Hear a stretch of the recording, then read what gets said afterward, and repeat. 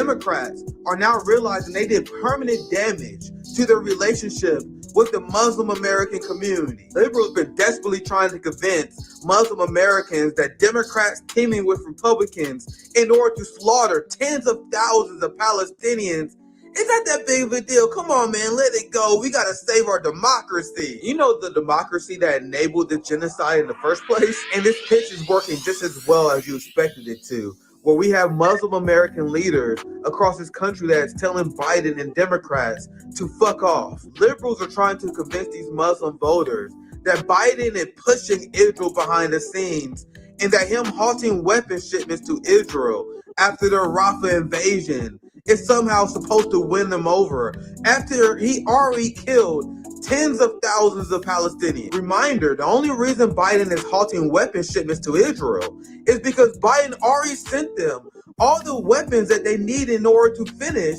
their invasion of Rafah. Liberals really believe these Muslim Americans are stupid. What's devastating for Democrats is that Genocide Joe has been so reprehensible in his handling of this genocide that many Muslim Americans said, even if he did a 180 on his policies, they still couldn't support him. What are Democrats doing in order to avert this coming electoral disaster after they supported a genocide? And Democrats are using Hillary Clinton in order to smear people who are protesting against the genocide of Israel. Good luck with that strategy, champ. You also have Biden giving speeches that essentially smears anyone who criticizes Israel as an anti-Semite. So as Biden is trying to win the votes of Muslim Americans, he's also calling them anti-Semites for criticizing his genocide. There should be no place on any campus, no place in America for anti-Semitism. They don't know very much at all about the history of the Middle East, or frankly about history in many areas of the world, including in our own country. What a bold strategy. Let's see how it works out for them. What's poppin', my friends? As you guys predict, it's not working well for Democrats. Welcome, my friends and family, for the second live stream of the new era of RBN. Hope you guys enjoyed the show yesterday. Make sure you check it out if you haven't already. We're gonna have someone I haven't been in conversation with yet, but I've seen her in spaces. I've seen her coverage of Ukraine, China, and her general anti-imperialist approach. So my thing, you guys know I'm down to talk to anyone who's in general anti-imperialist, who's against our military industrial complex. So first time we're going to have Sarah from DDGeopolitics on. She will be joining at the top of the hour. She won't be joining immediately. She will be joining very soon. So liberals and Democrats think that they can put on these sham trials against Trump, and that would somehow get people to be okay with supporting someone who's committing genocide. And now Democrats are fucking around and finding out. Donald Trump believes Joe Biden in 5 key battleground states.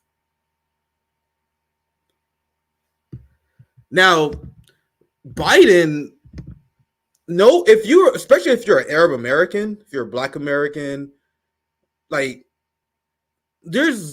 if you're a worker in general, there is no reason to vote for Biden. So I made this list before October 7th. You guys realize this? This is my viral tweet. Look at the date here. This date, I sent this September 11th. I don't think that was on purpose. September 11th of last year. And I put together this extensive list on reasons why no one should vote for Joe Biden, and that's before he funded a genocide in Gaza, my friends. So we see Bernie Sanders, we see the progressive left still trying to support Joe Biden, and Democrats. Anyone support the Democrats and Joe Biden, especially after this record, pre-genocide, is the enemy of liberation movements, is the enemy of the working class. I said it many times before, if you're Black and you vote for Joe Biden, Democrats, you will never admit it, but you have very little self-respect. If you're an Arab American, you vote for Democrats, you have very little self-respect. Now, you guys see, it's just a few things on this list, and remember, I put this out before the genocide. You got Joe Biden, who was the largest eco-terrorist in human history, the Nord Stream pipeline bomber.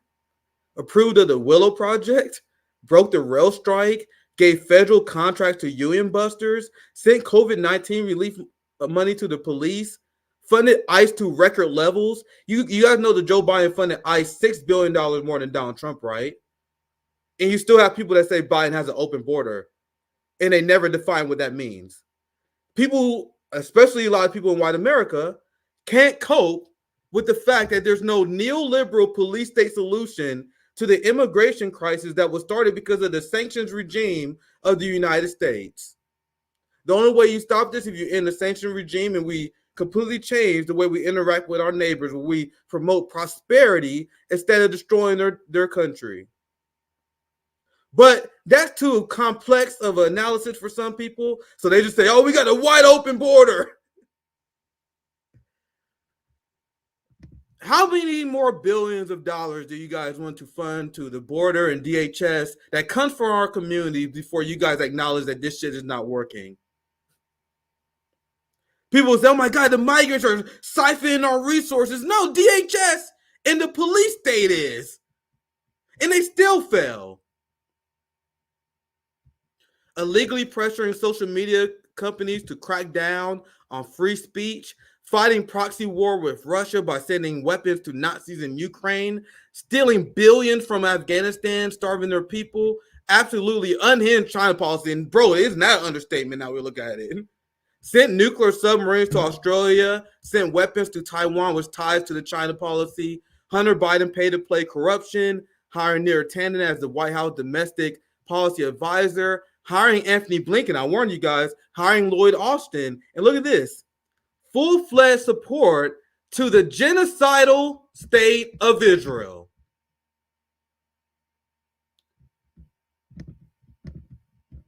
You see who, before the Free Palestine grift became super popular, you guys see who was calling this out?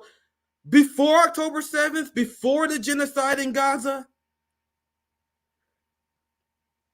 I warned people. People were like, why did Nick care so much about Israel-Palestine? Why is that the litmus test? Because I said Israel was a genocidal state even before or post-Gaza, because I explained that 2022 was the most deadly year for Palestinians in the West Bank in history.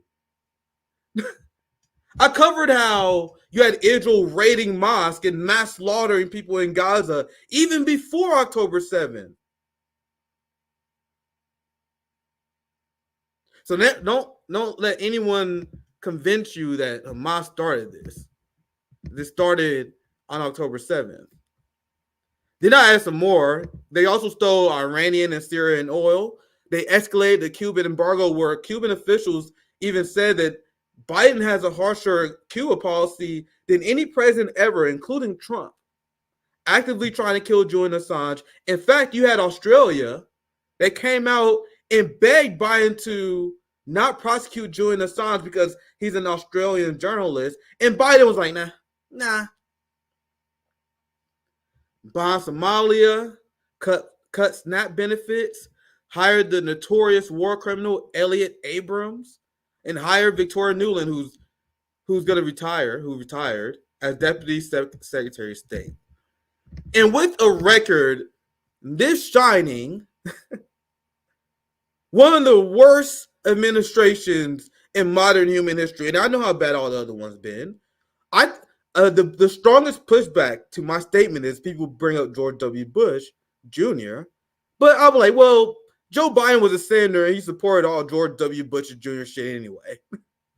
But I don't fight people on that. But I think Biden is the worst, and I think so lowly of every president in my lifetime. Let me know how you think in the chat. What's popping, kid? Big shout out to Harlan's Media. Can't wait to have you. Can't wait next time we have you on in the new era of RBN. So let me play this clip. Once again, Sarah from DDGeopolitics will be joining us in around 30 minutes or so. So I just want to get through some quick segments. You guys know I didn't get to a lot of them yesterday. So a few quick segments before we get to Sarah. We're going to talk about de-dollarization. There's so with people who focus on foreign policy, like Sarah from DDGeopolitics, I can talk to them all day. So let's play this video, and I'm gonna show you guys a segment from Fareed Zakaria from CNN that completely blows the mind out all the people who thought these Trump trials will carry Biden to victory. So let's watch this video real quick and we move on. Look, these Sunbelt battleground states, frankly, for the Joe Biden campaign, these numbers are an absolute disaster. The smallest lead is absolute disaster. Liberals was in denial for so long.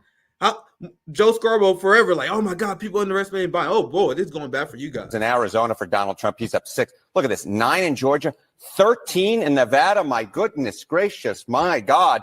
That is a huge lead. No Democrat has lost that state since John Kerry lost it back in 2004. How about these Great Lake battleground states? This is something that the Joe Biden campaign can work with. Look, Pennsylvania, Donald Trump up 3, but that's well within the margin of error. Wisconsin, Donald Trump up 1, well within the margin of error. And actually, a Joe Biden lead well within the margin of error, up a point here. This they can work with the Joe Biden campaign. This, the Donald Trump campaign, absolutely loves, and it looks like a lot of the other polling on the Sunbelt battlegrounds. When you're looking into the numbers, why do you think Biden is doing better in the Great Lakes and Trump is doing so much better in the Sunbelt? Yeah, the Trump coalition is changing. That's basically what's cooking here. This is how can you fuck up so bad?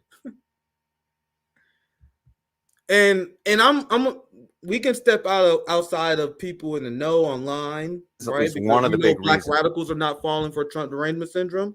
But guys, anecdotally, the black community generally hates Trump. And I'm talking about like the normies. Obviously, there's the right-wing grifters. Guys, these right-wing conservatives, they're the minority of the minority. Because I explain all the time that half of black people don't vote. Half of black people aren't liberal conservatives. So black conservatives are extremely rare, actually, despite what a lot of people think. Well, I won't say black conservatives. I'll say black Republicans.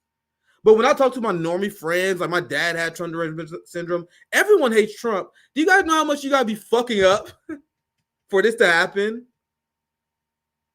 Well, now you guys are losing black and brown people in the era of Trump, where you guys are supposed to ride that Trump derangement syndrome wave to political dominance. Not only is that happening, they're becoming more politically irrelevant than ever, to the point where the mainstream media have to acknowledge that Biden is getting crushed. You have young people that favoring Trump over Biden, because who will vote for Biden, a complete genocidal maniac who obviously don't care about the will of his party? You have the majority of Jewish Democrats, majority of Americans that's calling for ending Israel, the support for Israel during their campaign in Gaza. Biden said he doesn't care. Biden cared more about funding never-ending conflicts, sending weapons to Taiwan, funding Nazis in Ukraine, bombing Somalia, illegally occupying Niger, illegally occupying Iraq and Syria, getting troops killed for no reason. So this incompetence and what we're seeing is historic, to the point where even CNN and everyone had to acknowledge, like, bro, are y'all trying to get Trump elected with these moves that you guys are making? So let's listen to this, because this is blowing the mind of the liberals right now. Here's my take. Honestly, it's honestly blew my mind when I first saw it. When President Biden made clear he was going to run for re-election, I had a sense of what his election strategy was and thought it was an intelligent path to victory. After the chaos of COVID and Trump, Joe Biden would stand for normalcy and a rising tide of good economic news. Why would anyone believe that? Why would anyone believe that?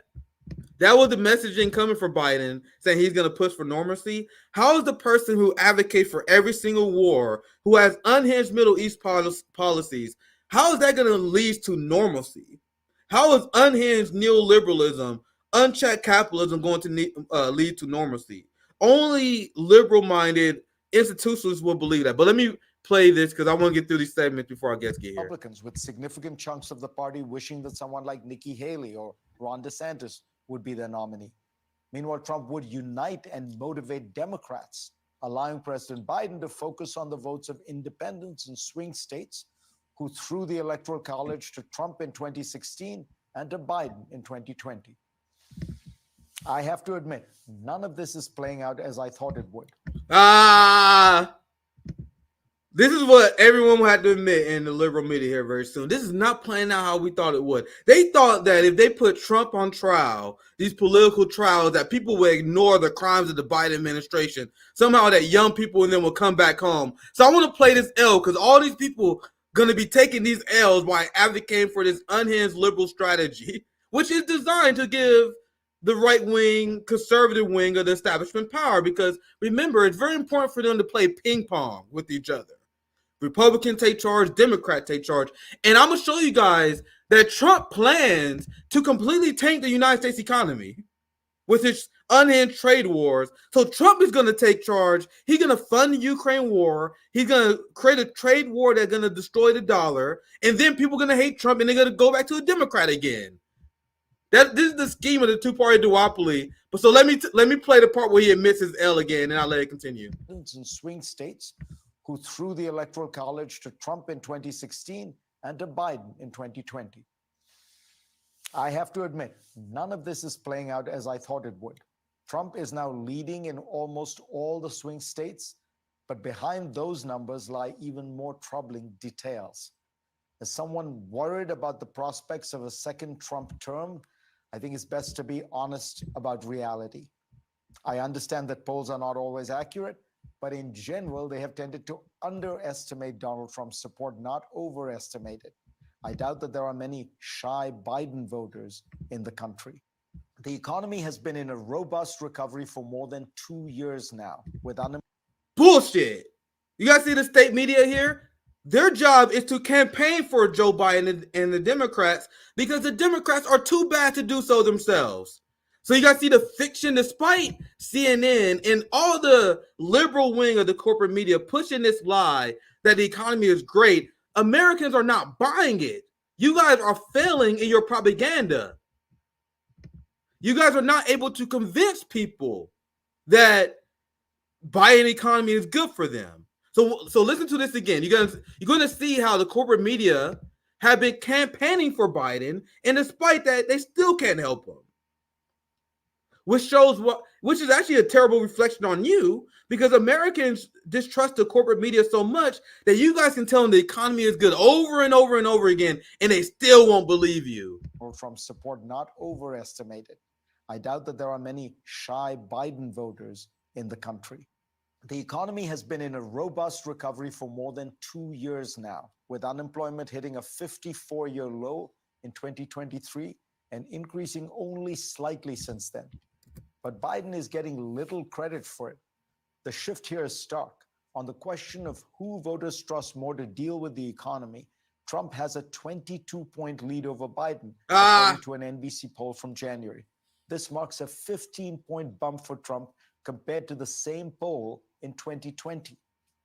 Perhaps this is because inflation is a far more pervasive problem than unemployment, affecting all. No shit, dumbass. Who been telling them this from day one in all our propaganda reports? They say, oh my God, look at all this great economic indicators. And then in the same segment, they would say, well, most Americans feel like they are struggling to survive because of inflation. I feel like the part where Americans say they are struggling because of inflation is way more significant than your bullshit unemployment stats, sir. The only people who believe that are these institutionalists, these capitalists. They put the unemployment rate as so important, but it doesn't matter what the unemployment rate is if wages does not match living conditions so people can thrive. Let's continue.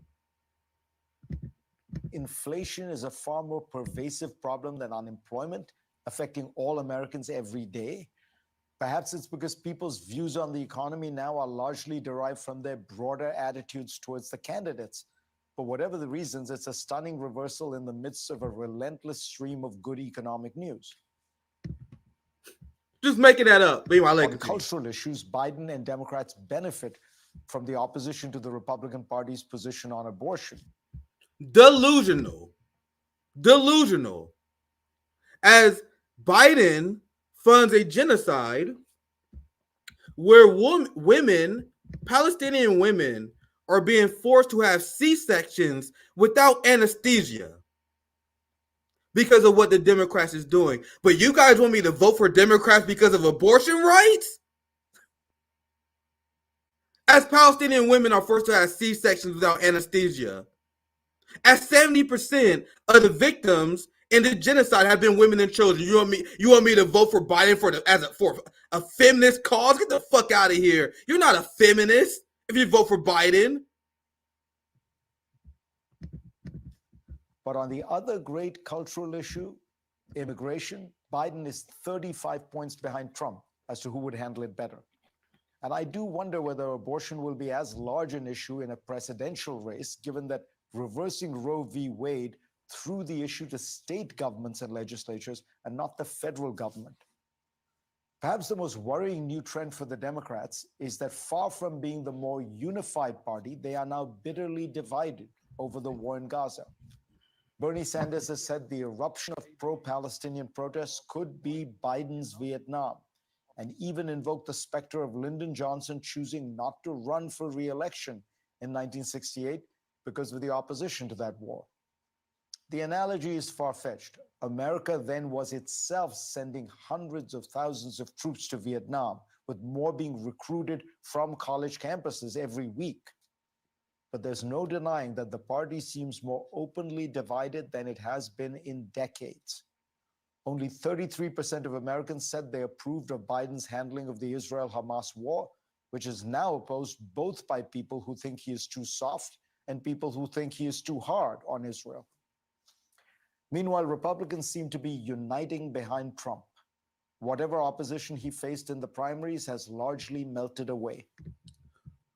We told you. We told you guys this idea that they're going to have this Republican primary and someone's going to overthrow Trump was the most copium strategy you can possibly think of. And now you guys see how Fareed is like, all the Republicans are united behind their candidate. Yeah, no shit. Like, how desperate do you guys have to be to think that that wasn't going to happen? Let's continue. And the trials against him keep him in the spotlight, infuriate his base, who sees him as a martyr, and even may serve to make him the object of some sympathy among people in general who believe that his prosecutors are politically motivated. This happens to be true, in my opinion. I doubt the New York indictment would have been brought against a defendant whose name was not Donald Trump. Now, that part right there, shocking, because everyone knows it, and it's very shocking to see someone on CNN actually admit that the only reason why this shit is happening because Trump is Biden's main political rival. Now, guys, the reason why I think this is significant is because I cover foreign affairs. If you don't cover foreign affairs, you don't understand why this is significant. People like Cornel West, why are you bringing this up? The reason why we bring this up is because you understand what Democrats are doing to Trump is exactly the same thing they use to justify sanctions and regime change operations in other countries. They tried to overthrow Nicolas Maduro and put sanctions on Venezuela because Nicolas Maduro punished people in the opposition party who teamed up with the CIA to try to kill the president. They tried to launch an assassination attempt. They tried to kill him. And then Nicolas Maduro and the government did what any government would do, go after those people who try to assassinate the president. And then people like Bernie Sanders and liberals in the West said that Nicolas Maduro is a tyrant for going after their political opponents. So as they said Nicolas Maduro was a tyrant, they are now going after Donald Trump. And the reason why this is very important is because no matter how you feel about Trump, it's a giant hypocrisy. It's a giant hypocrisy. The same thing they accuse Maduro of doing, way less. They try to kill Maduro. And they got Trump on some crimes that everyone in the ruling class does. I don't think Trump is innocent. I assume all of them are guilty. Hey, what's poppin', sir? I'm going to introduce you here very soon. They are guilty of all these crimes. If they always say Russia, they accuse Putin of killing Alexei Navalny with some sort of blood clot gun, apparently. And Putin is the worst person ever because he go after his political opponents, as Biden's literally going after his political opponents. So I think we almost done. I think that part right there is very significant. And liberals been in shambles hearing this because the only people who don't think this is political are people who are part of the Democratic Party who are not allowed to say that. So we almost done. We're going to wrap up and get to our next segment here soon. This happens to be true, in my opinion. I doubt the New York indictment would have been brought against a defendant whose name was not Donald Trump. A majority of Americans are skeptical that Trump will be able to get a fair trial, according to a CNN poll. And I haven't even mentioned Robert F. Kennedy Jr. and Cornel West and Jill Stein, all of whom would probably take votes away from Biden. Things could change. Polls do suggest that were Trump to be convicted of a felony, it could shift votes in Biden's favor.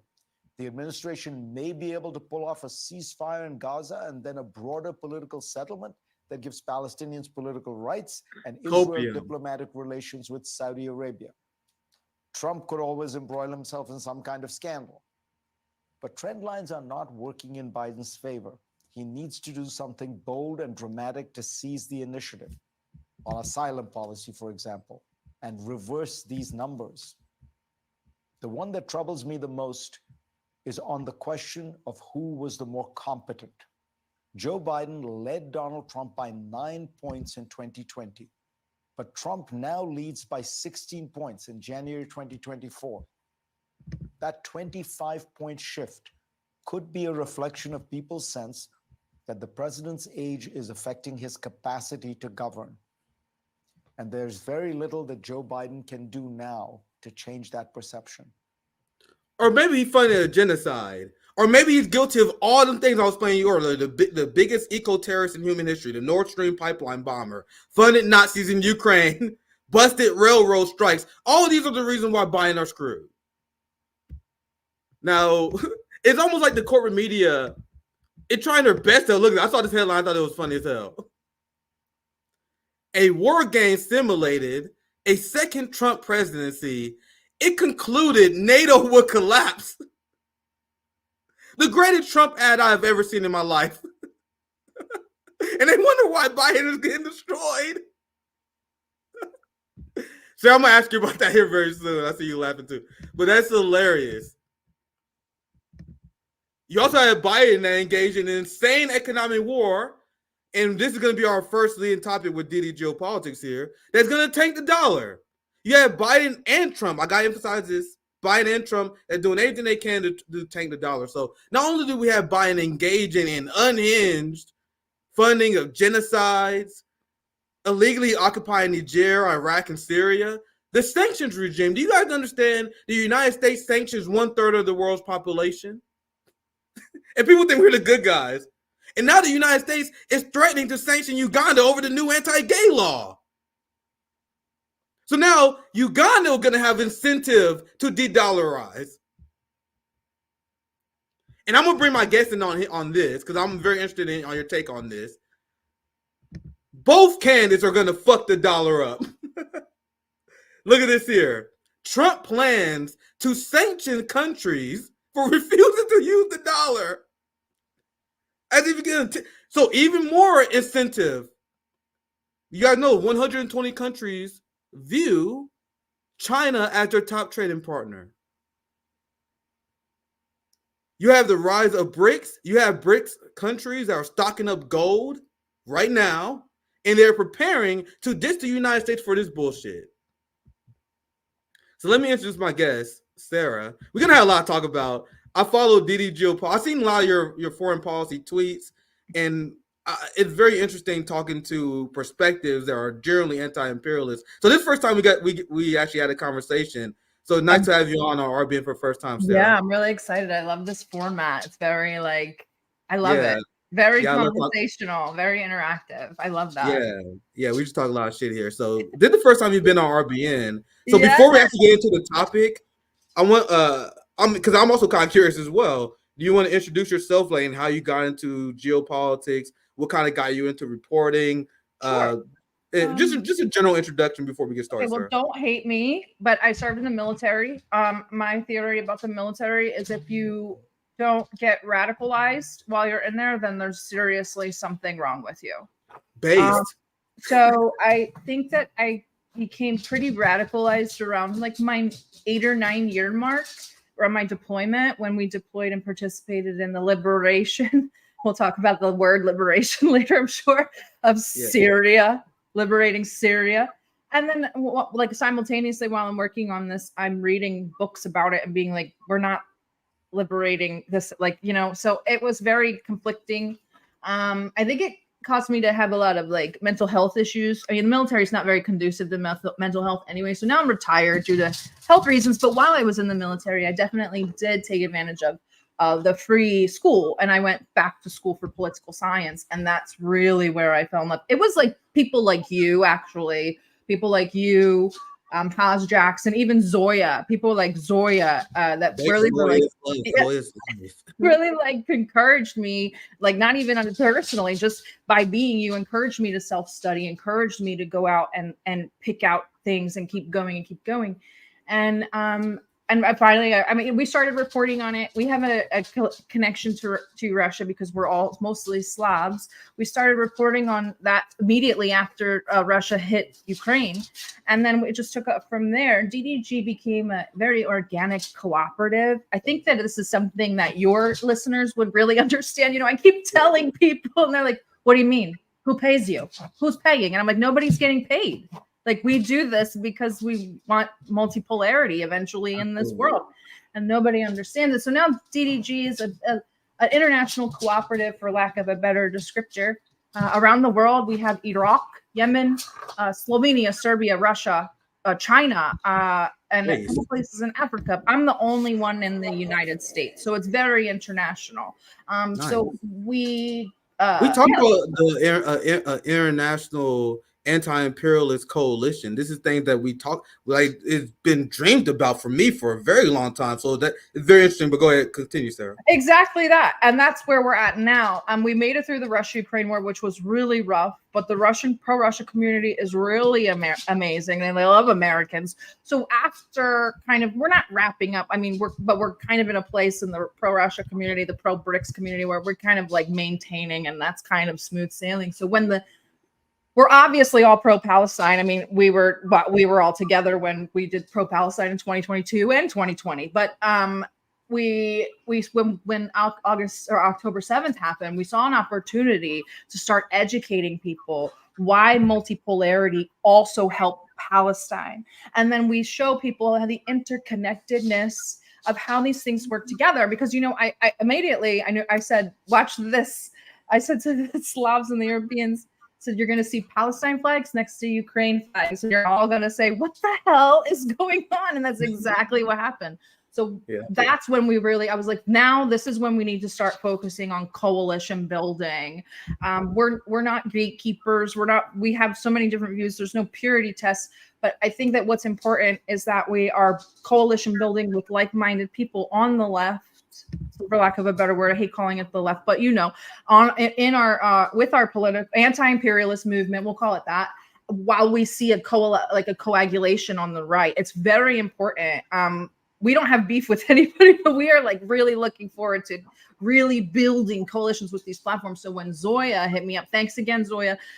Big ups to Zoya always, guys. Give Zoya all your money, all your flowers, all your followers. Give it all to Zoya. But when Zoya approached me about this show, I was like, yes, another coalition, another person to add to the coalition, an ally.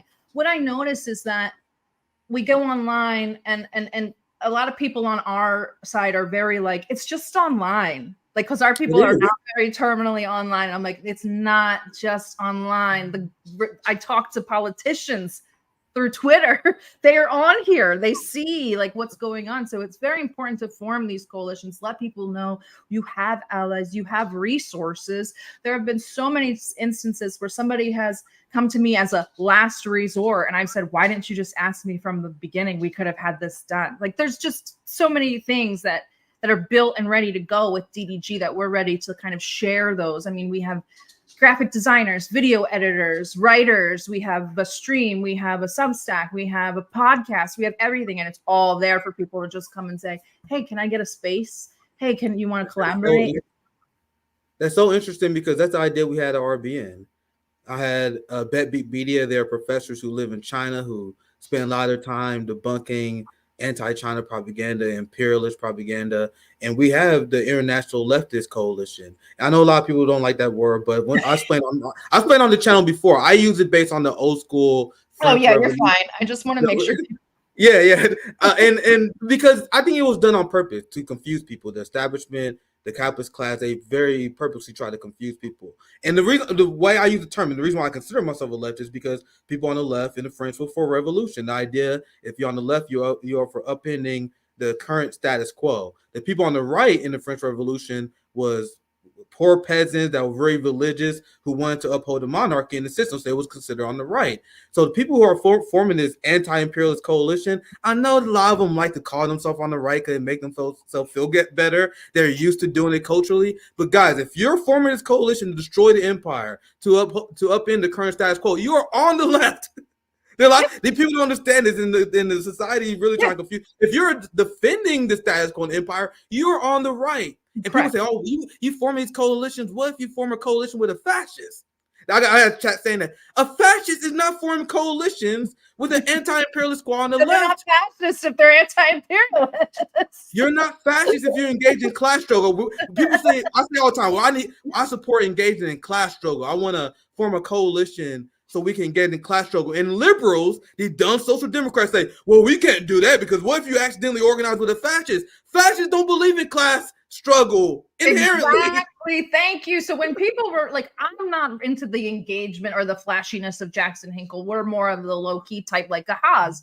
But when I saw the anti-Semitism start to uptick and I saw Haas in there talking about, why are you looking at the working class Jews? Like, let's talk about the class struggle. I was like, yes, this is where we're going. This is the message that needs to be kind of vanguarded out there and pushed because, you know, we're seeing an uptick in the discourse. And while most of it's just trolling, it's a lot of you're brown, you're Jewish, you're this, you're that. It's all lib identity politics. When you come at the end of it, it's the coalition of fascists and liberals, really. Yep. So it's really important that we keep stressing that sort of class struggle because I keep asking them. I mean, I had a huge space last night. You stopped by with the Groypers. I'm obviously not a Groyper, but obviously I want to know what the vibe is. What does that mean? Because I heard. I don't know. I think it's just the name of the frog. Like the frog is the Groyper. Oh, okay. I see. That's so weird to me. Cause I know we're gonna talk about that later because there are these people I think that definitely serve the establishment, like the Nick Fuentes types, the right wing people who are trying to make this into a religious war, try to make this about. But anyway, sorry, Sarah, I want you to finish your thought. Go ahead. I'll pass to you. No, you're fine. It's good. But I love the back and forth. No, you're exactly that. As soon as like I saw this weird they call it the Chrislam Alliance, the Christian Islam Alliance. I said, that's not a Christian Islam alliance. That's a Catholic. No, never mind. I know what's going on. So I was like, okay. Yeah. So then I kind of was like, all right, well, then I'll just make sure that I stress the fact that this is class struggle. Keep stressing the fact that, almost every single person at DDG has been bombed at one time by NATO. So we need to focus on the anti-NATO message. And there are, and I'm not, please don't overreact, chat. Don't take me wrong. There are parts of their ideology that do serve us. I'm not allying with the Groypers, but that's what I was trying to get to the bottom of. Like, what about their ideology lines up with us and why? Do you know what I mean? So I've seen people get criticized. And I'm gonna add this because I've seen people get criticized when my friend Eddie and obviously yourself who reached out to the right, Jimmy Dore got in trouble for inviting a Boogaloo Boy on. But I want people to understand what I have said throughout my entire life. If I engage with the faction what I deem to be anti-black, anti-racist, you guys understand that's extra credit. That's not my job. You should be giving us flowers, not being mad at us. That's literally. So the people are like, why are you guys talking? The white people are supposed to talk to the problematic white people. Yes! I never understood that. So when I saw that you was talking to those people, I'm like, yeah, that's exactly what's supposed to happen. White people, you gotta clean your community up. And and people get mad at me for saying that all the time. And that's exactly what I'm talking about. When Jimmy have a Boogaloo Boy on, that's exactly what you guys are supposed to be doing. You guys are supposed to be talking to Nick Fuentes because I don't want to do it. I have no interest in talking to that guy. Leave it to you, Nick. We'll be like, you're forced to talk to Nick Fuentes. None of the white people are going to take care of it. People like, Nick, will you debate the other? And they're like, no, I'm not going to debate whether I should be here or not. You know what I mean? Go ahead. No, you're so right. And that's another reason why I want to know. I have a psych degree as well. And my political science focus was fascism. I find fascism fascinating because it's got a huge psychological element to it. There has to be like a dejected sort of lower middle class. And that's kind of what I was trying to figure out what where the anger is, who we're placing it on. And the tweet that sort of freaked me out was the Likud and Hamas are the same. And the only We can difference get to it is right now. Let's do it right now. Then I'll Likud has nukes, and I was like, okay, Hillary, like Hillary Clinton. Hillary Clinton. Yes, that's what she says. But yeah, so I had been having a space, and then I saw them kind of going back and forth, and I was like, well, this is what was bound to happen. You know, they've been kind of waiting for this and drum rolling up for this. But I was like, this is a very shit libby message. But this is indicative of people's political illiteracy, because they should not be surprised at this. And that's what my space was originally about before you had gotten there. It's because people were legitimately pro-Palestinians who maybe aren't as politically savvy as we are. Were like, I thought he was pro-Palestine. I was like, no. Yeah, so if you guys don't know, I'm gonna let you finish your thoughts, Sarah. If you guys don't know, what we're talking about is like this I think is obviously a Fed infiltrator movement where these people on the right are pretending to support Palestinians, supporting to be anti-Israel, but I think they're 100% serving the establishment. So what Sarah's talking about, for the people who haven't seen it, is Nick Fuentes. He sent out this tweet, and he's supposed to be like the anti-Israel right, who I think is fraudulent. But he said the only difference between the Likud and Hamas is that Likud has nuclear weapons. So Sarah, I'll pass to you, and you can continue. Yeah, and so it was really interesting, and it was a really good lesson for them to learn. You and I have been around the internet. We know the ins, the ropes, and everything. I mean, we can smell it from a mile away. I said in October and November, I said, watch how much eggs you put in the grifters' baskets, because once this kind of loses steam, they move on to the next topic. That's literally their job. Their job is engagement. Their job is trending topics. But I think that, you know, they thought they had this big white movement in the United States that was going to help them. And I kept telling them, I said, don't you know the poem? First they came for the communists, then they came for the such. Yeah, like you're on there too. They're gonna come for the brownies too. So then last night, after the tweet came out, I thought it was a great way to start talking about the alliance with Laura Loomer. And I wanted kind of them to explain it, and this allowed them to explain it. They don't want Bibi Netanyahu. They don't want Jews in our government. They want them all to go back to Israel. So they don't care if Israel exists or not. It's a very true to form America First movement in the sense that they just want to cut all foreign aid in that sense, in an international isolationist sense. So it was interesting for me to watch kind of the pro-Palestinian community and be like, what do you mean that America First doesn't also mean pro-Palestine? I'm like, no, this is like a very, so it was that's what the point of the space was. And eventually it delved into people kind of wanting to debate the ideologies, but it was real. That's kind of where I wanted the debate to go. And I thought it went really well, and we got to kind of find out. And I thought it was a really good way for people to learn, because, you know, when the protests started, I said, you guys, you know, go to your protests, do your BDS, all of that stuff, but just make sure that you research before you get into all the feels. Like, don't give your time, energy, and money to people who are literally like funneling it back to the government. And now I'm watching them all have their hearts broken, and it's kind of like that. So I didn't like do it for like engagement, but I kind of wanted to be like, this is a really good lesson for you guys to understand about how you understand your allies and what means to an end is, and kind of that sort of thing. So yeah, it was interesting. I did enjoy that space though. Yeah, and it was very interesting seeing people who are diehard Trump supporters like Nick Fuentes pretend to be anti-Israel. In what universe has Trump ever been anti-Israel? So you guys see how those two things don't add up? Nick Fuentes is here to get people who will otherwise be anti-Israel to support someone who has pro-Israel policies. You guys understand that Donald Trump killed General Soleimani on orders of Israel? Peace be upon him. And now he's saying Biden hasn't done enough to crack down on anti-genocide protest. So these people who promote Trump as an anti-establishment fighter while trying to position themselves as anti-Israel, they are playing the same con that AOC and Bernie Sanders is playing. Well, you guys, because you have me, and I live in the phone. I live in your phone. You can always find me online, and I love. Like I said, I study fascism, so I watch the incrementalism, and you're so right. It started off as an anti-Israel thing, and then eventually it became, I kind of like Hitler. And then eventually it became like, the Nazis weren't really that bad. And then eventually it became like, actually, I just hate Jews. Like, yeah, you know what? And I think people like Nick Fuentes exist because think what the Zionists have been trying to do. the Zionists is pushing that people who criticize Israel are just anti-Semitic, that they hate Jewish people. So guess what Nick Fuentes in the right wing does? The anti-Israel right says, oh no, it's Jews, and they make it a religious war. And Nick Fuentes in his audience, they always say the Jews. I saw something when they was talking to Jackson before, they're like, I hate how you use Zionists. It's the Jews. Saying Jews instead of Zionists don't even make sense, because the largest driver of Zionism in the United States come from evangelical Christians. Right. And they hate them too.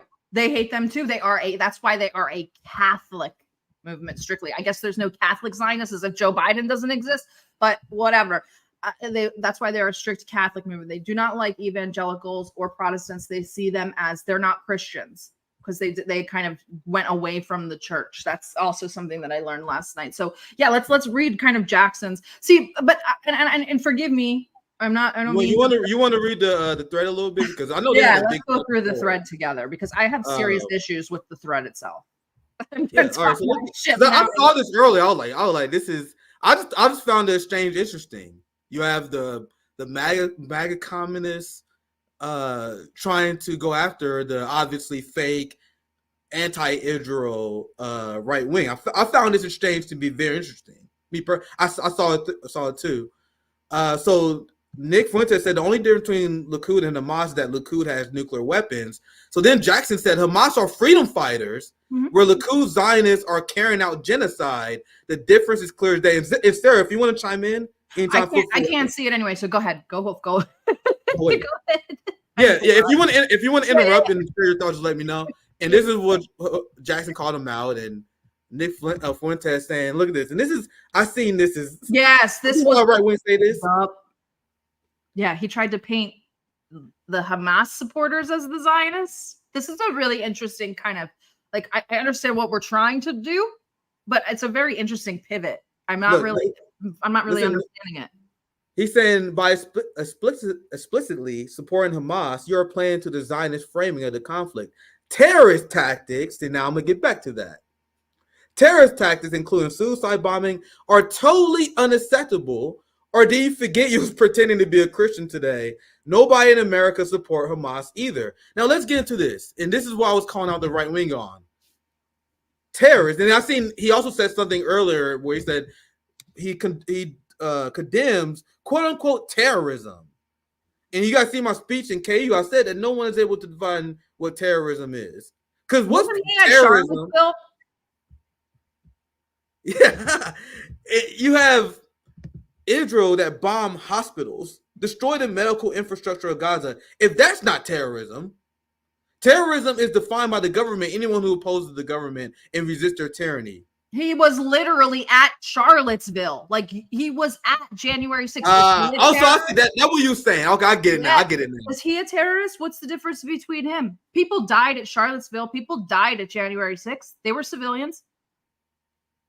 Yeah, and they've been labeling a lot of Trump supporters as domestic terrorists because of January 6th. Something I warned the left about, because now they are doing the same thing to anti-genocide protesters on campus, and the same people who gave the establishment permission to label protesters domestic terrorists because it was Trumpers are now acting surprised. And now the right wing is now buying into it.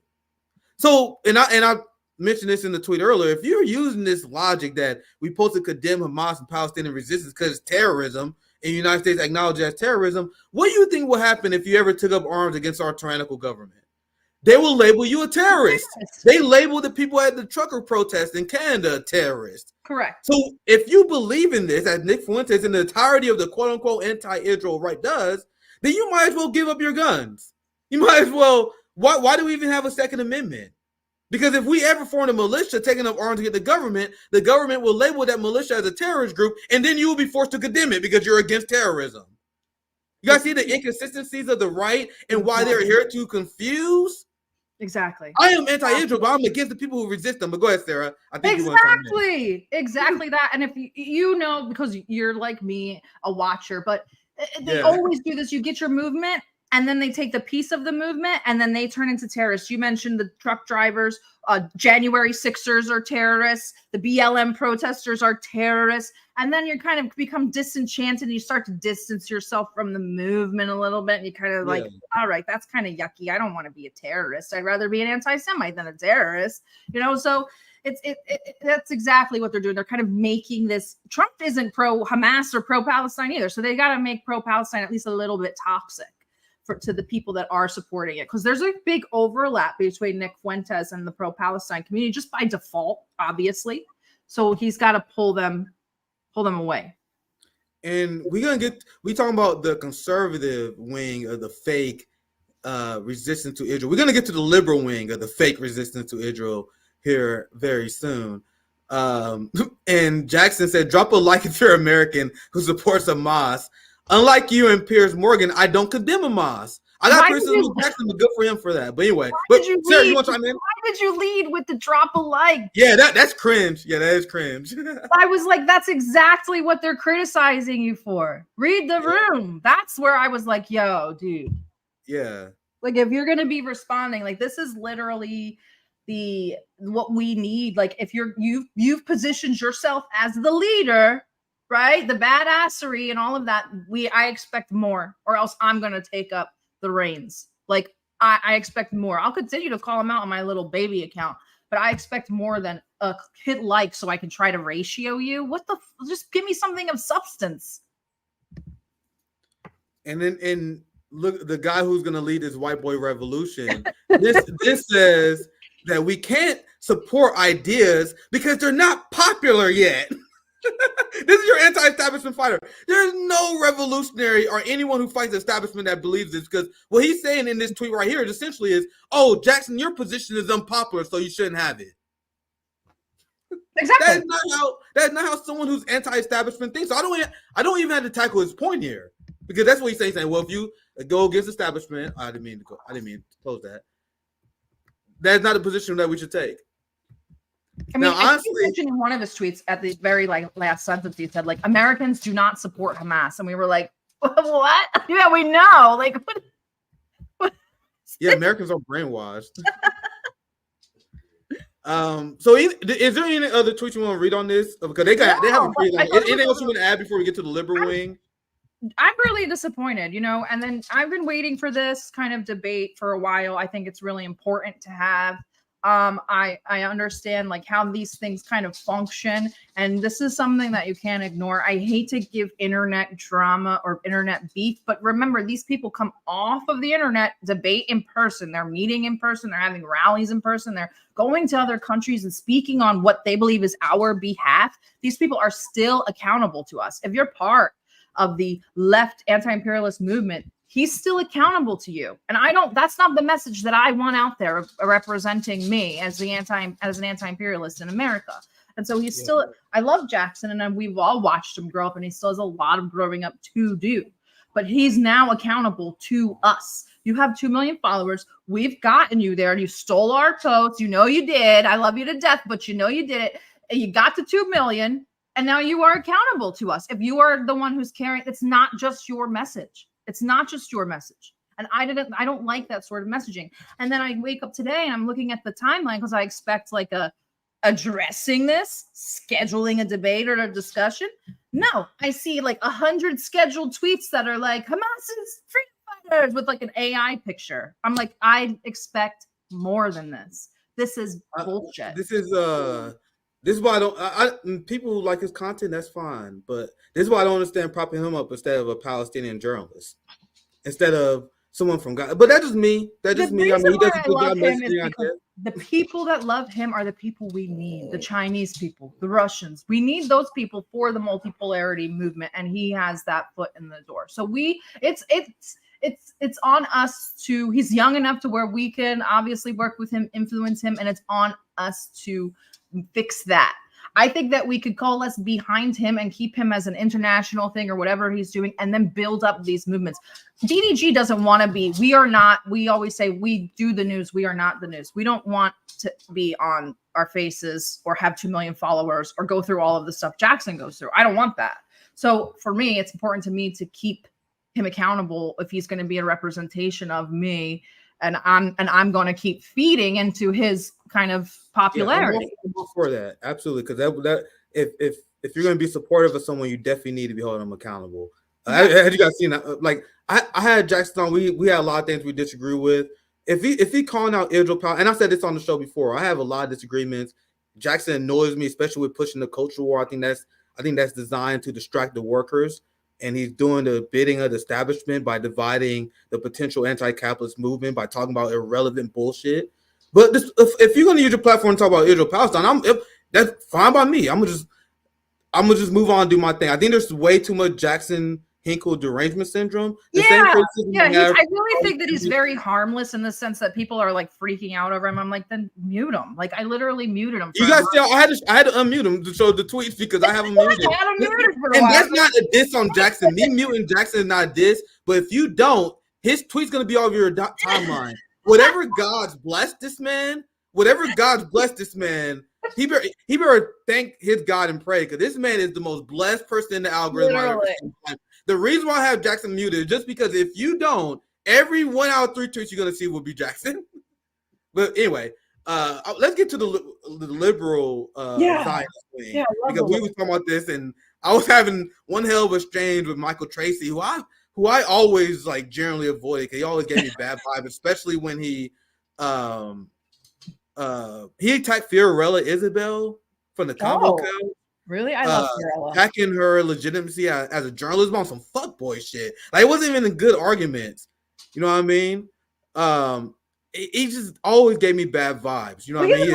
He goes down to the protest and starts harassing the protesters. I'm like, could you not or not harassing the protesters, harassing the people who are harassing the protesters. And I was like, you are like the creepiest guy. Could you send somebody else down there to harass the harassers and not you? You just look like a creepy stalker. And he also viciously smeared Tara Reid. Like, if you guys want to look into it, look at what he said about Tara Reid. It's literally insane. Like, these are two things I've seen. I'm like, all right, I'm not there to take this guy seriously. But he got a pretty big platform. I seen he actually followed me after I went on System Update. So I was on System Update and he came on right afterwards. I'm like, oh damn, can't believe Glenn thinks this guy legit. But hey man, that's fine. Now Michael Tracy gets upset because Jackson comes out in support of Hamas, which is probably the worst thing to criticize Jackson for. For his support of Palestinian resistance. Out of everything you can criticize Jackson for, that's what makes it him actually having a base position. Go ahead, Sarah. Can you read it? The Michael Tracy part. I'll read it. He says, I'm gonna show you guys my exchange and why these people kind of annoy me. If the CIA wanted to plant a social media influencer who was such a shameless charlatan that he discredited every opposition cause he came in contact with, they could hardly do better than this guy, because there's no evidence he's CIA, just an immoral engagement gamified freak. And this is what made me chime in, because that wasn't the part. I saw this tweet and I'm like, what? What? He said, if you actually support Hamas, you're a giant idiot. I'm like, okay, let me test that theory, because I bet you won't handle a debate well with me on this. He said, if you actually support Hamas, you're a giant idiot. As best can be ascertained, their leadership are a bunch of gibbering doofuses. You guys know who Hamas is? This is the Palestinians who was victim of Israeli colonialism and violence. That's who he's calling idiots. You know, people who had parents died, their family was wiped out. That's how Hamas originated. It was a bunch of people who was victim of Israeli violence. But anyway, let me continue. Every sane Palestinian figure, going back to Edward Said, used to dismiss Hamas as a freakish sideshow. So it was this anti-Hamas talking point, and I had the Palestinian Community Network on, had a lot of radical revolutionary Palestinians, and a lot of these people he's quoting are the Palestinians who are more on the center, on the right, who condemn Palestinian resistance as well. Well, so why are we propping up? And I had the Palestinian Community Network, all these Palestinians on. They are frustrated by those same people who condemn people who stand up against Israel. There's factions there. But why will you immediately take the side that has been selling their people out, making these false security deals with Israel and the United States? I'm gonna pass to you, Sarah, but I'm gonna just read my response. I'll pass to you for do you want to do like a little bit of tinfoil hat? So go ahead. Okay. So this is why it's important, kids, to know you're in international geopolitics. I was being attacked online over the Serbia-Bosnia war, which I'm like, why are y'all bringing up a 30-year-old war? I guess because I'm in the side of Serbia and the other side was majority Muslim. So they were trying to utilize that as a way to discredit me and say, you can't be pro-Palestine because you are pro-Serbia. And I was like, that's 30 years ago. Can we talk about this later? I always encourage my subscribers and myself to always ask the why and the why now. Why are you bringing up Serbia right now? Then I noticed that the UN is bringing up Serbia and they're putting resolutions through in order to label Serbia as genocidal. Now, for people that don't know, when you hurt Serbia, you hurt Russia. You hurt BRICS because Serbia is Russia Junior inside of the EU. And we love Serbia and Kosovo is Serbia. I see Serbian Stalin in the chat. That's my boy. But so they want to demonize Serbia and kind of push them into the EU and get them to kind of do what they want them to do. So that's why I said, well, why? And I hit up the Slavs. I said, what is going on? What's this uptick in all of this crap? And they said, the Saudis are dumping in money into the UK. And I said, what? And they're like, yeah, they have propaganda programs. Oh, shut up, because the Slavs are always like tinfoil hat crazy. They're like the COVID freaks and all of that. Yeah. So I waited a little while, and then all of these Saudi accounts come out of the woodwork, come into spaces. They start carrying this very strange, like Gulf adjacent view, which is condemn Hamas, but we're cool with the two-state. We want to normalize. Let's get this calmed down. Let's get rid of Bibi. It's the Saudis that I'm pretty sure are dumping money into this. The people that kicked Jackson and Haas out of that protest were actually CAIR, C-A-I-R, which I don't know if your listeners know, but they're affiliated with the Muslim Brotherhood and align themselves with the terrorists in the northern parts of Syria. So we're dealing with things that people aren't really like akin to. And that's why I hate that people are getting caught up in debates and engagements and drop a likes and protests. And I'm like, guys, there's really some shit going on in the UN. You have to look. The UN doesn't do anything. We know that. But the UN is a propaganda tool. So if you see something happening in the UN, you need to examine that, why it's happening now. So when I see a genocide resolution for an event that happened 30 years ago, and I see who's promoting it, it's the UK, Israel, and the United States. That should be all the red flags that you need. And you should start digging into that and find out why. And so that's what we're seeing. We have Saudi dragging their feet to get into BRICS. We have very Saudi positive messaging. We have CAIR infiltrating our protests, all of that stuff. And we know that the Saudis own a lot of shares in Twitter. And we know that they have actually a larger and more wealthy lobby than the Israelis. So take that as you will.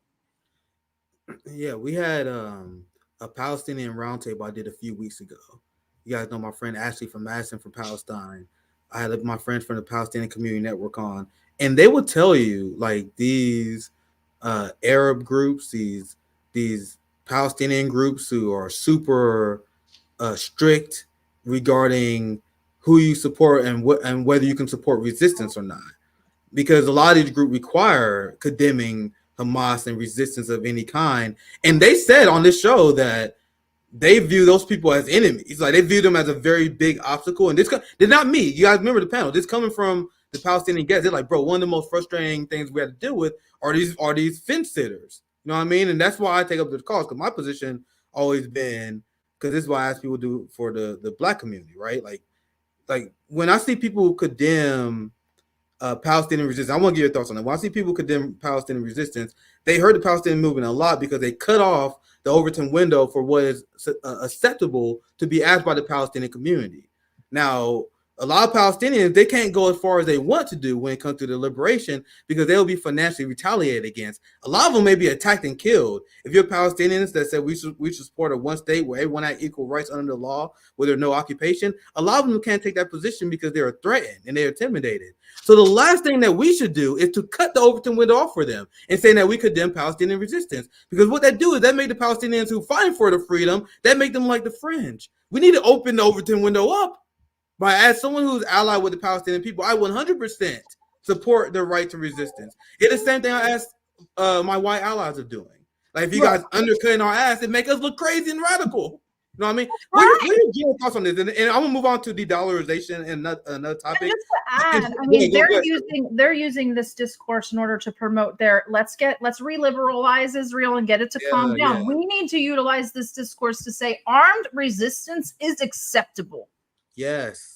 That is an acceptable means of protest when you are oppressed. I mean, I don't even want to imagine that degree. You got to do it before that degree of oppression. But we need to use this to say we accept this as a legitimate form of protest against a government that left them no other option. We have to stress the fact that they exercise their other options: diplomatic, peaceful protests, documentaries. They've done it all. We have to stress that, and that we justify and accept that armed resistance is a valid form of protest for the people that are being oppressed. And that's the message that needs to come out of this. Honestly, that's what we as the anti-imperialist movement need to continue to message, not this bullshit. Drop a like for this. Do you love Hamas? Check out this hype video. Such and such is a tomboy. I don't give a fuck. Like, we need to be latching on to this pro-Palestine movement because it is rich with messaging, and we need to free Palestine in the meantime. So it's like a win-win-win-win. It's such a teachable moment in history. And I'm deathly afraid that we are going to miss it. And we missed 2020, but I really don't think 2020 had the depth that this one does. I think that this is much more international. There's much more resources to pull from. And I think more people are involved this time. Forgive me if I offend anybody, but I just feel like this time, I think that people are more fed up domestically, and that's helping to bring them out into the streets. So I think that we need to take control of this narrative before it kind of gets out of hand and it becomes the left or the anti-imperialists are really just worried about Jackson Hinkle and Miami Beach, but the right is actually worried about doing political shit. We need to make sure that we get away from that sort of perspective or optics. Yeah, I agree 100%. I'm going to get into some super chats real quick, and then we're going to get to our next topic. Let me know how you're doing on time, Sarah. We're going to I'm unemployed because of my political views. So if you guys, I'm fully doxxed and unemployed. Let me be your shield. I have all the time in the day. And that's why I would say, I got time.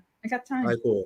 So I'm going to read some super chats, and then I'm going to continue where I left off because we were talking about the sanction regime, de-dollarization. I'm interested in your take of this as well, because I've been doing a lot of reading on this over the last few days. Like, Americans have no idea how much our ruling class and I actually disagree with the take when people say the ruling class trying to tank this on purpose. But I understand why people make that conclusion because it seems like it. You know what I mean? But anyway, we get to that later. I will just read a few so we don't get too buried. I appreciate Zombie for gifting memberships. I appreciate it. And then we have Zachary. Thanks for the 199. Yo, I saw that. I was wondering when I was going to get the chance to cover that because it was glorious. You see Burr destroy Bill Maher on his podcast, and Bill Burr says something that I've been waiting for someone to say to Bill Maher for a very long time. Why are you so smug about politics? What gives you the credibility to talk about politics? Like, you never was in Washington. He asked him the question, like, straight up, why do you think you're credible? Like, what makes you different than anyone when it comes to politics?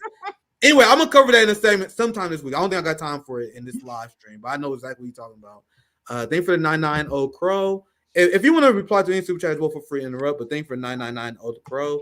Please continue to bring attention to Trump. These clowns, and you guys see, I've been doing that. We are post-duopoly on RBN. I've been focusing a lot on Democrats, especially since the beginning of RBN, because RBN started when the Biden administration started. When Trump gets power, then I'm gonna expose him. Like, that's how this thing works. So, and a lot of MAGA people enjoy my content because they see a black guy bashing Democrats. They're gonna have a rude awakening. Yeah, but you could be that pipeline. I mean, you could really be that pipeline. I think people don't realize that someone like you, who's a relatable black dude, who maybe some people are closer to the right might be like, yo, he's cool with calling out some of the shit that people have told me I'm not allowed to. That's why I love people like you, because you're appealing to these broader audiences, but you're bottlenecking them to where we need them to be. We had Suleiman, who literally grifted his way through the entire genocide and then bottlenecked these people into the America First movement, which to me, it's like that. Those two things are antitheses to one another. How does that happen? But that's what political illiteracy will do to you. So yeah, I think it's important, and I'm grateful for people like you.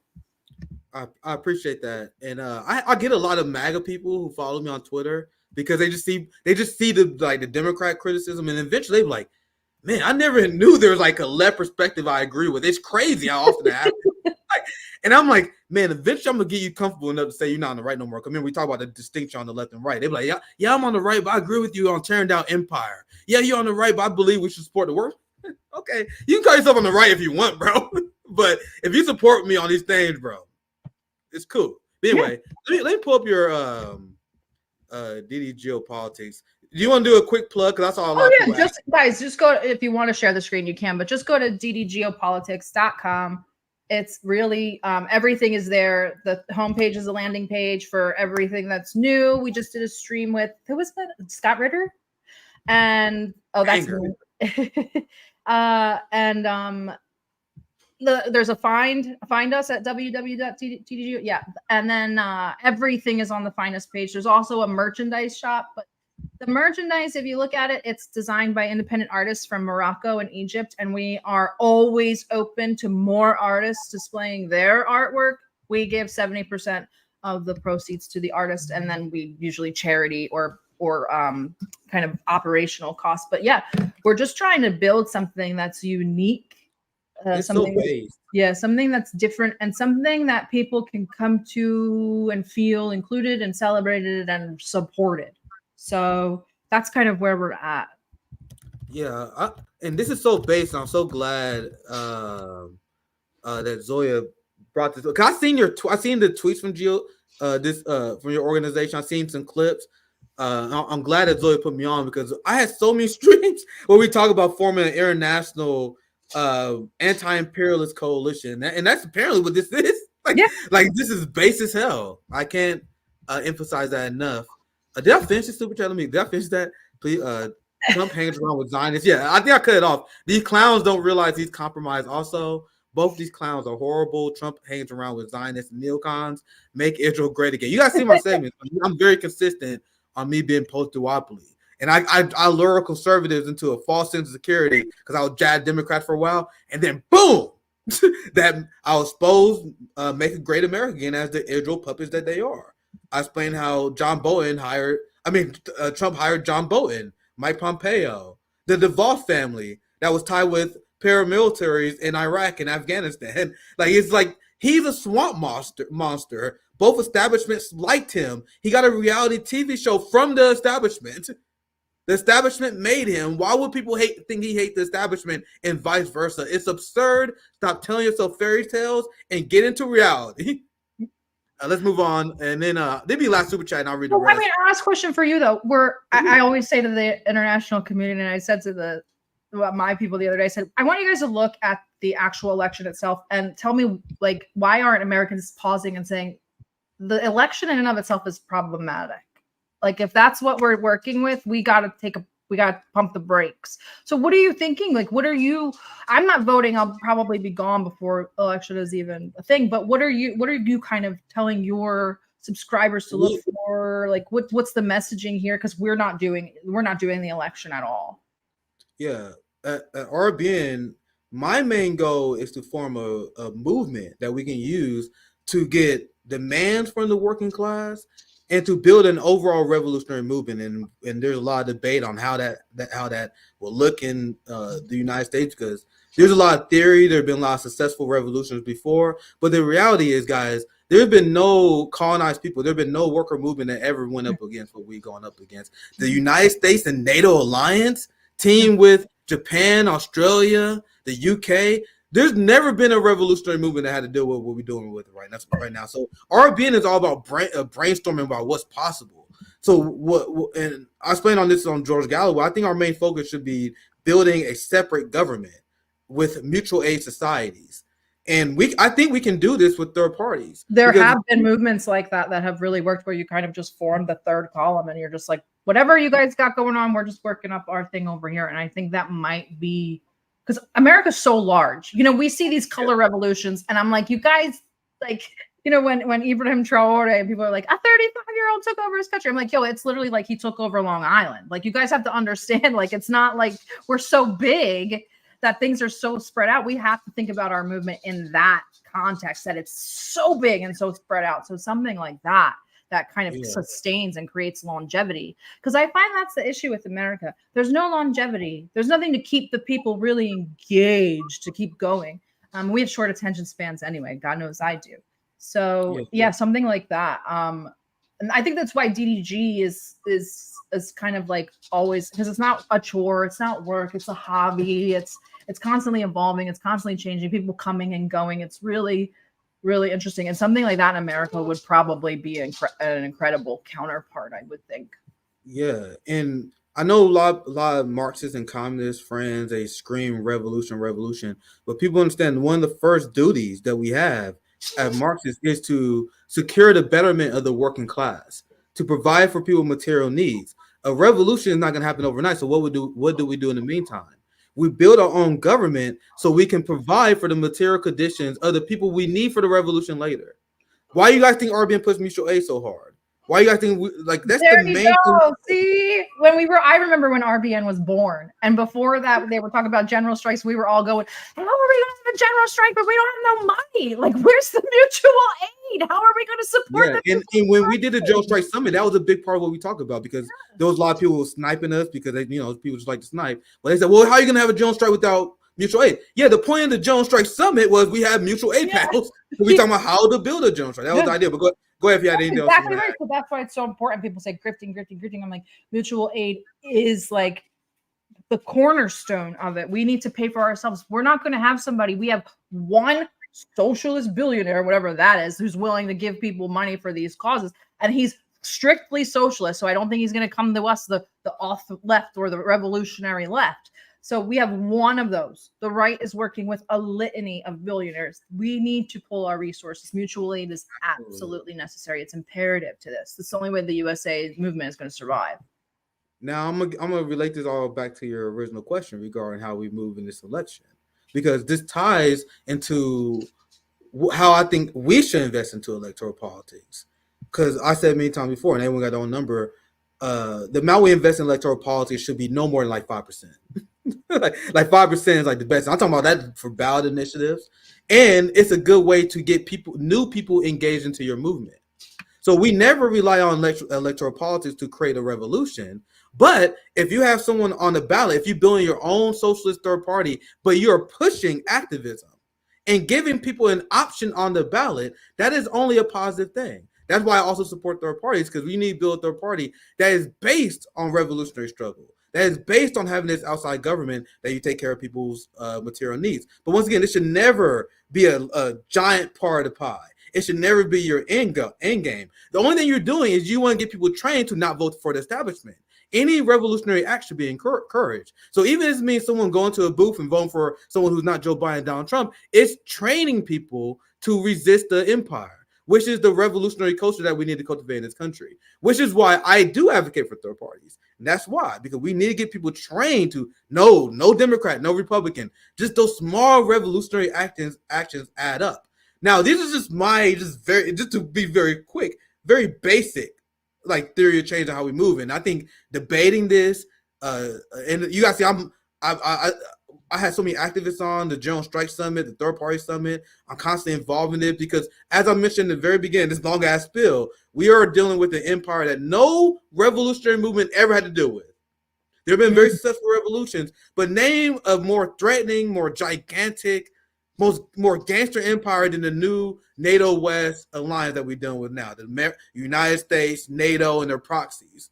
The UK, Israel, Japan, they will all unite to destroy international left coalition. So we need to think about not only the theories and the revolutions that we learned before that came before us, but how we take those strategies and implement that, considering what we are up against. So hopefully that answers your question. No, anything else you want to add before we get to our? I think that's great that you brought up the fact that this is something that's never occurred in history. I don't think that people understand how deep the rot really goes, and when you start, it's insane. Just go through a website like the AIPAC website, who they give money to, and how deep it goes. Read a book like even the Israel Lobby by John Mearsheimer. It's dated, 2014, but you'll even be still in disbelief. It's so entrenched, and we owe it to ourselves, our country, and each other too. Whoever's the vanguard, they need to be respected and honored as the vanguard, i.e. you, Haas, whomever, and whatnot. And I find a lot of tearing down and all of that stuff. So I'm hoping that we can get past that kind of thing. Yeah, we are in a new era of RBN. These are the kind of conversations you guys are going to get now, man. I told you, we are. But we all grew up together. Literally, you, Zoya, Haas, Jackson. We were all the 2020 kind of learning left, and people come and go, and we're all still here, and everybody's grown. And I hope that listeners and subscribers give us the grace, because we were all together sort of back then, and kids and whatever, and messing with each other. But we've all grown up, and now we're all we all did our own thing. And it's kind of a really beautiful and organic sort of thing. You have RBN, you have DDG, you have RTSG, you have infrared, you have Jackson, whatever he's doing. And all of these things grew up together. Yeah, I said it. Yeah, sorry. I said in my speech at KU, and I said it many times at RBN, I truly believe we're in the golden age of journalism. And in the independent media phase we are in right now is the post-Bernie boom of independent media. So I think a lot of us was actually tricked, because we thought that there was a real independent media movement that didn't really happen until a few years ago. But what happened was there were a lot of liberals who rode the Bernie Sanders wave, and then they blew up because of the Bernie Sanders campaign. And we thought that these people was actually for it, but actually what they wanted was an MSNBC contract. They wasn't actually for building a movement. So post-Bernie, now people I remember, we wasn't one of those channels that developed because of the Bernie Sanders grift. RBN, and I'm sure DDGeopolitics and the people you mentioned before, we all post-Bernie. Like the left independent media was just independent media who propped up Bernie Sanders. Yeah. Now, post-Bernie Sanders was independent media like, all right, fuck, what do we do now? Like, what's the options for us? And then we continue to learn and grow and shift further to the left, learning from the mistakes of the previous independent media culture. Anything else you want to add before we get to our final topic of the day, Sarah? No, that's good. All right, cool. So this is what I mentioned earlier. I figure I'll show you guys the receipts, because you guys know I always want to prove what I said, because this number is astounding. The United States, war on the defenseless. Sanctions harm 1/3 of the world's people. Now, sanctions is a great marketing term, because I see politicians, they say, oh, this country's evil, we're going to put sanctions on them. Most Americans have no idea what they're talking about. Oh, sanctions, that must be bad. Yeah. Bad country. Yeah. Okay. I think people's opinion of this shit would change if they were forced to call what it is. We are engaging in economic war against Venezuela. 100%. We are engaging in economic war against Russia and China. Why do you guys think they create this bullshit word, sanction? What does that even mean? And what does that mean? It's economic war. And liberals see this, and they still think we're the good guys as we sanction 1/3 of the world's population. The United States had this very smug ideology that's crumbling. They had the ideology they can implement sanctions against governments that choose different economic modes of development than we do, or people who move and have alliances that the United States don't approve of. And if they put these sanctions on these people, the people will rise up and overthrow the government, and there'll be a U.S. puppet. Now, but what actually happened was that when countries like in Venezuela and Russia that are sanctioned to death, that caused them to rally around the anti-empire leaders. That's why Russia and Putin has an 87% approval rating, because the entire Russian people see that the West is engaging in economic warfare against them. The only thing it does is start to unify a country. And another failure of this ideology is it serves to wake up the world that dollarization is not a good idea. So I want you to react before I move on. I can do a long presentation, but do you have any reactions to and your thoughts on this? I love this thing. And that's why right before I came on the show, I actually was talking to my Russian group chat, and I was like, they're attacking Russia because now Suleiman is going after Russia. But see, you guys have to understand what that means and why, again, the why and the why now. Why go after Russia right now so strongly? Why are we you have the anti-gay law. We can talk about that too. But why are we going after Russia, China so strongly right now? Because Russia proved to the world that you don't need the damn dollar. You don't need to be on SWIFT. You don't need to be in NATO. You don't need to worry about who's on your borders. You don't need to do none of that. And you can take on all of NATO at the same time, and you're out. And that's why Iran said, you know what? I guess it is safe to join BRICS. And that's why China said, you know what? We're going to start building stuff in Venezuela. And like, that's why all of these things are happening. You know, we had the United States seizing Russian assets. Another thing that damages the dollar. Who trusts the United States to hold on to their money anymore? So exactly. Yeah. And this is the big giant brain idea. You guys see the ideas establishment. I see them talking about MS. Why don't we just seize all this Russian money? What do you think the long-term effects of this will be? And Sarah, I want you to finish your thought. I kind of interrupted. No, you're fine. I'm sighing because it's like more money. Like, what are you going to do? Bomb the Russians with money? Like, why are we seizing the Russian money? And then you know why they did that? They wanted to encourage the EU to do it to further damage the EU's already damaged relationship with Russia. So it's really all just like, we got to figure out what we can do to damage Russia while we still have them in the position where we can damage them. And it's really like a grasping at straws. And then the sanctions on China. And it's literally like, what are you doing? Like 2 weeks ago, you were begging China for help in the Red Sea. Now we're talking about sanctions again. What the fuck is going on? And the messaging that come from the Biden administration couldn't be worse, because they're putting sanctions on and they apply sanctions on China because of their support of Russia during their military operation in Ukraine. So the messaging they are sending is that if you're a country that has a foreign policy the United States don't agree with, there's a good chance that we're going to put sanctions on you. If you have a domestic policy that the United States don't agree with, like in Uganda, we're going to put sanctions on you. What is the result of this, my friends? That means countries are going to become nervous. And then they're going to be like, man, what if we do something that the United States don't approve of? This is what leading to the massive push for de-dollarization. You guys see how directly the policies that the West is pushing is leading to the fall of the dollar. And I always put this up, but this right here, bro. There you go.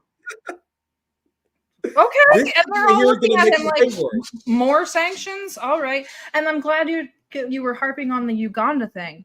I'm not anti-gay. I'm not anti-gay marriage. What the do you care what's going on with gay people in Uganda? They do this shit to rally up our Zoomers, our millennials, and our Gen Xers. And now they're like, well, go ahead and sanction Uganda, as if they're not already oppressed enough in Africa. Mind your business. And I'm glad that Uganda sort of dragged their feet this whole time. So now they could be like, go ahead and sanction us and take away the dollar. Go ahead. We got rubles, rupees, yuan. We got it all. Like, go ahead. And Zimbabwe now backing up their currency with gold. Expect more turmoil there. And it's these things, and it's really about the dollar. I'm really grateful for people like you, because so many people don't get it. They see the anti-gay law and they say, well, either F gay people or that's horrible. They don't say, what is it really about? It's about the dollar. Yeah. And this is the problem with, and this is how they get the liberal wing. We explain it all the time on RBN. You have to sell both wings of the imperial faction. Right wingers, you don't have to bring up none of this cultural shit. They down to blow anyone up who look at America the wrong way. You don't have to convince them anything regarding China. You don't have to bring up how Russia treats their elders. They down for anything. But with liberals, you gotta be more creative. You gotta engage in cultural imperialism. We gotta put sanctions on Iran. Can you see how Iran treat their women? You see how Palestinians treat the LGBTQ community? You see how Uganda? You gotta see. We must reject this. Well, and this is what I propose. Until we change our society, we must lead by example. So until we have a revolution and we can have a society that leads by example, we need to focus only on society, because who are we to tell other countries how to live? We had to study history and realize that the liberal imperialists use this as justification for their military actions. How many of these dumb Democrats have you seen? They say, oh, you dumb college kids are opposing genocide. Do you know what Palestinians think about the LGBTQ community? You guys see how they use cultural imperialism to push their ideas. Yeah, exactly. The anti-gay law in Uganda disgusts me, but I can't do anything to change it. Exactly. What am I supposed to say about it? Other than what we can do is build a society that leads by example. That's the only thing you can do. Once you have your revolution, you build your society that's this paradise, then by leading by example, you can hope to influence other countries. That's the only thing we can do that is not inherently imperialist. You guys understand? I do encourage people to really read these laws because, in the West, they're usually reported as an anti-LGBT law, and that's, inflammatory and whatever. There are some countries that have laws that say no outside LGBT media coming in. They want to be able to control that sort of thing. So like with Russia and people, somebody mentioned in the chat, the thing that sucks about Uganda is they see gayness as Western imperialism. It sucks, but they literally do. People in the East see it as that because they, and I don't know if your listeners know or not, but like, for example, Serbia is a majority Orthodox Christian nation. They are very Orthodox. They are not part of the EU. They were forced to hold EU pride in 2022. Why? Why did Serbia have to hold EU pride? To insult them. And that's what we're talking about when we say, what is R2P? Why do you have a responsibility to protect gays in Uganda? Mind your effing business, right? Why are you forcing Serbia with like huge Orthodox cathedrals, one of the oldest Orthodox communities in the world, to host pride, if not to insult them and insult their religion? So that's the kind of balances that we need to keep in check. That stuff can't happen. We can't alienate people with our progressiveness. We have to figure out how to, exactly what you said, lead by example, present it in a way that's acceptance, celebratory, supportive, and lead by example. Whatever works for United States is not going to work for Zimbabwe. It's not going to work for Russia. So, I mean, that's another thing. So, yeah. And that's just my response to people who say, "Oh, what should we do about it?" Because it does. I see the anti-guys. I see all these things in other countries. Like, damn, that sucks. But what can we really do about it other than that's not inherently imperial? And this is, I guess it's hopium. I will admit it's hopium. The only thing I can think of that is not imperialist is that if you clean your backyard up and then people in those countries see that you're thriving, rejecting their mindset, then maybe they will push for change in their country. And to be honest, that's the only thing I can think of doing. That's not imperialist. Take care of your backyard and hope you lead by example. But I'll give you last word and get a super chat. Russia and China are garbage at soft power. That's why it always cracks me up when people are like, Russia, China propaganda. I'm like, they are just now getting okay at propaganda. They are not good at propaganda. What is their propaganda? Videos from their cities. That's it. They're literally just tourist videos. We see videos from China every day and we all say, holy shit, what is going on over there? And that's all they've done. I only know of like 2 or 3 real CPC propagandists, like a few people that, visit Xinjiang purposely and kind of celebrate the culture there, and a few other people like Andy who work for state media and stuff like that. But their propaganda is just travel videos. Like, that's what we need. We need that kind of cultural heritage again. We need some sort of something that holds us together, something that binds us. So that's what I think, and that's why what your messaging is perfect. Like, why are we worried about forcing the other countries with legislation or bombs or money? We should just be cleaning up ourselves and then leading by example. Yeah, that's just the only solution I have to like a lot of these things that we can't impact. You know what I mean? And that's the best we can possibly do. So I'll just see 3 last super chats. I'll read super chats and I'll give you a last chance to promote DDGeopolitics. So we definitely gonna be doing this again. There was a banger as a show as we expected. As I told you guys, Nick and I season 2, we're gonna hear a lot of different voices. Had a lot of great banger guests on, and it's going to be a lot of focus on organizing, geopolitics, and just general education on the new era of RBN. I've been very excited about it. I hope you guys enjoyed the show. Let me read the last 3 super chats. I'll pass it to you for last words. Thank you for 1999 back from the road. Really enjoyed the last show. I told you guys, banger after banger. I had hit Nico House and Misty. I knew there's no way we're going to miss that show. There's no way. So thank you. I appreciate that. Oh, I love both of them. Nico is great. Yeah, he's Nico, so funny. Oh my God. Nico, I said it many times before there was RBN, there was Nico House. You know what I mean? He really... He was the original one pissing everybody off. Yeah, absolutely. So great to have Nico in community with us. Thanks for 999 Crow. Again, these BS deployments will turn you against the government, but this is usually at your career halfway point. This is why most real vets aren't proud. Oh my God, this is perfect to serve. Because I actually forgot to touch on that because I love that experience when people who join the army and then they turn against the empire. I dragged veterans to death. I pissed so many people off because these veterans who have a history of sending their kids, like the career military people, I despise. I despise the parents who send their children off to die to war. But if you're someone who joined the military, you was brainwashed, and this is the caveat a lot of people don't understand. If you join the military, you was brainwashed, and you come out of it, you exposed in that system, that's exactly what we want. Like, anti-war veterans are base as hell. I hate I'm glad I served my country. God bless the troops, the military veteran worship that I've been calling out that upset some people. I despise that, but I have nothing but love for veterans and people who come out and expose the system 100%. Because I saw some people like, oh, you haven't. I saw just a very, very small minority. Some people like, you haven't Sarah on. You know, she was a veteran. I thought you hate veterans. That was never my message.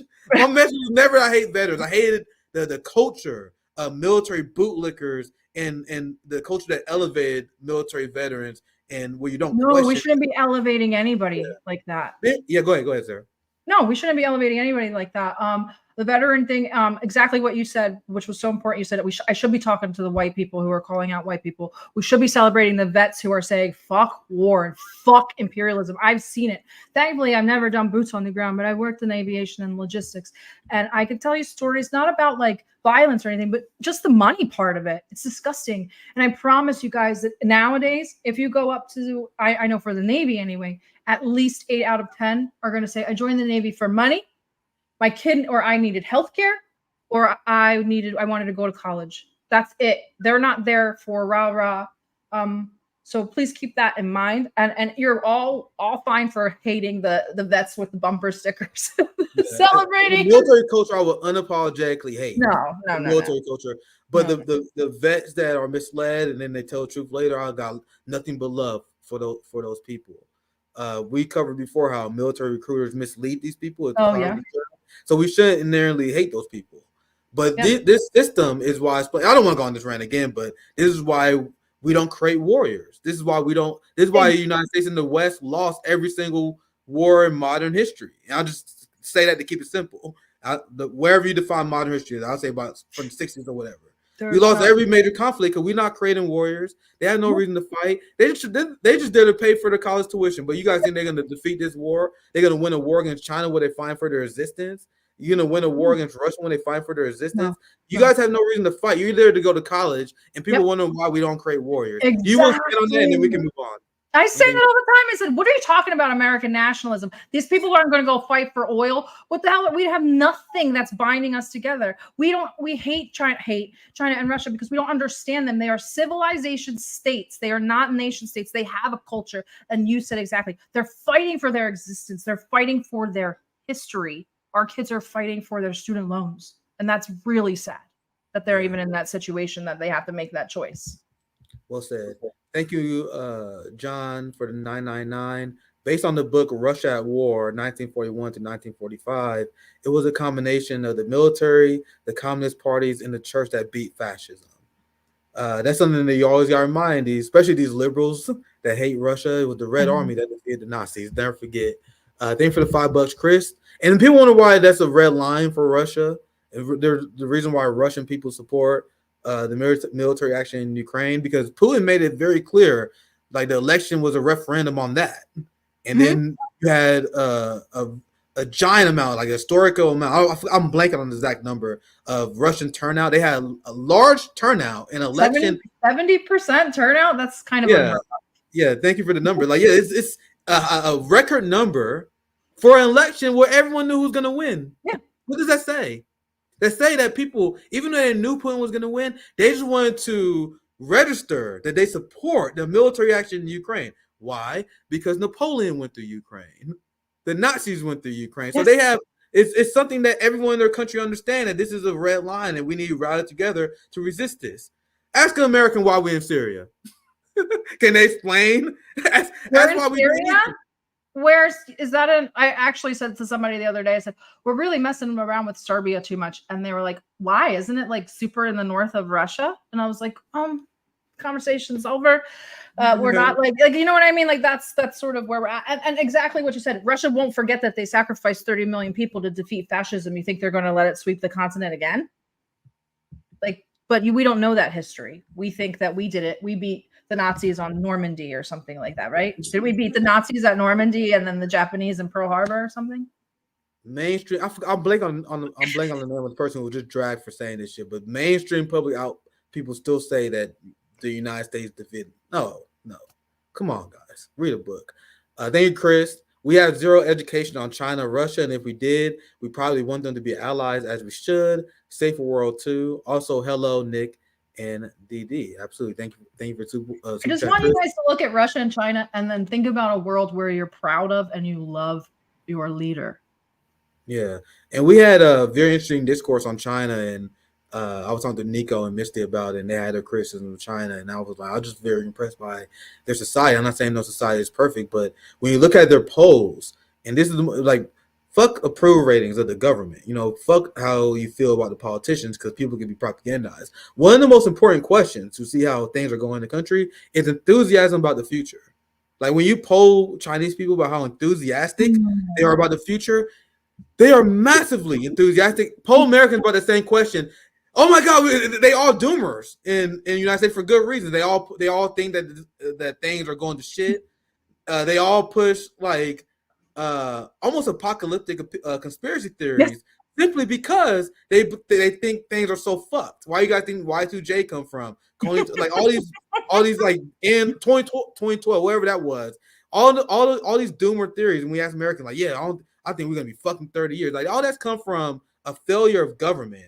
But you have China and Russia, they're extremely enthusiastic about the future. That's one of the most important indicators of how well people are governing. Thank you for the last super chat here, Metal, for $10 and the shout out. I'll pass it to Sarah. Any last thing you want to promote before we wrap up? We definitely gotta do this again. Yeah, just go to the website. It's just DDGeopolitics.com. If you need us, you can email us, message us on Twitter. We hold spaces, we hold streams. I don't know when my next stream is, but we're doing all kinds of things. Whatever you guys need, hit us up. We're here. Yeah, well said. Thank you for joining us, Sarah. I'll pop you in the back here. Make sure you guys support us, subscribe, hit the bell. We have RBN. We're in the new era. So Nick and I season 2 is officially dead. So we got a lot of new programs. I have a giant guest list coming up here very soon. I still got a lot of stories to cover, so I may jump on tomorrow. We see how we doing on time. But anyway, thank you guys for watching. Have a good day. Peace out.